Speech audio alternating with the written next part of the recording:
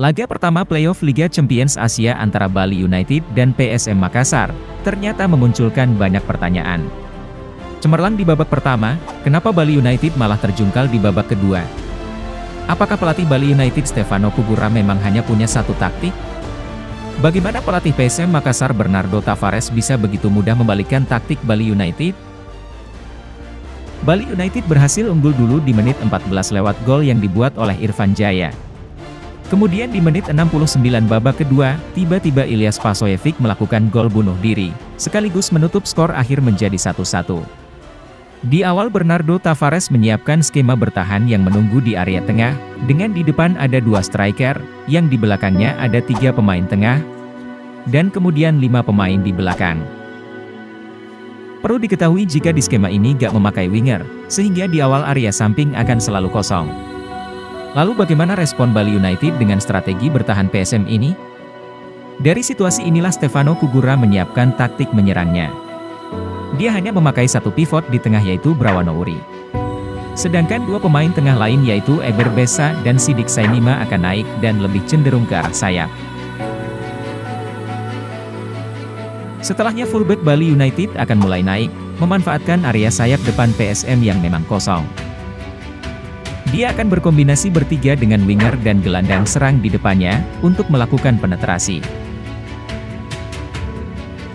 Serangan awal Bali United yang dimulai dari fullbacknya yang relatif bebas di area sayap, sangat menyulitkan PSM untuk bisa merebut bola.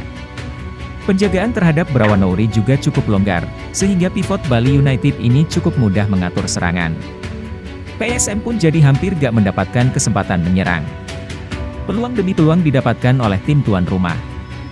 Dominasi Bali United ini akhirnya berbuah gol di menit ke-14 oleh Irfan Jaya.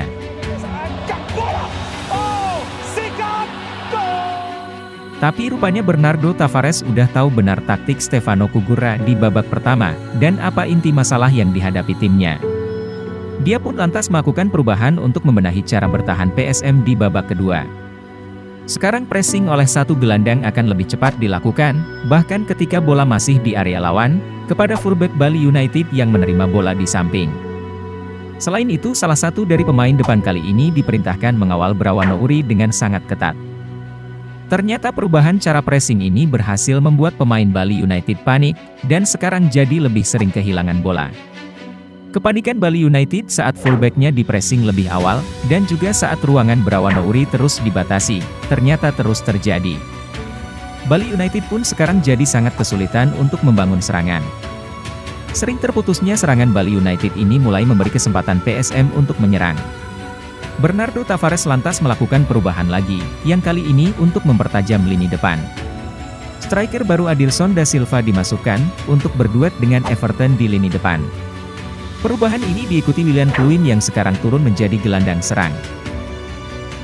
Dengan masuknya Adilson, sekarang PSM memiliki striker pelari di lini depan, dan situasi ini terus membuat pertahanan Bali United tertekan. Akhirnya dari situasi corner kick, Ilyas Pasojevic membuat kesalahan dengan melakukan gol bunuh diri. Kehadiran Willian Pluim di lini tengah juga membuat aliran serangan PSM lebih baik, namun hingga akhir laga mereka gagal mendapatkan gol kemenangan. Masih ada leg kedua yang akan berlangsung di kandang PSM. Namun pasifnya respon Stefano Kugura dengan perubahan-perubahan yang dilakukan oleh Bernardo Tavares di babak kedua, tentu akan memunculkan keraguan atas kemampuan Bali United untuk memenangi duel playoff ini. Klik like dan subscribe, lalu nyalakan tombol lonceng untuk selalu dapat update terbaru dari channel Dribble9 ini.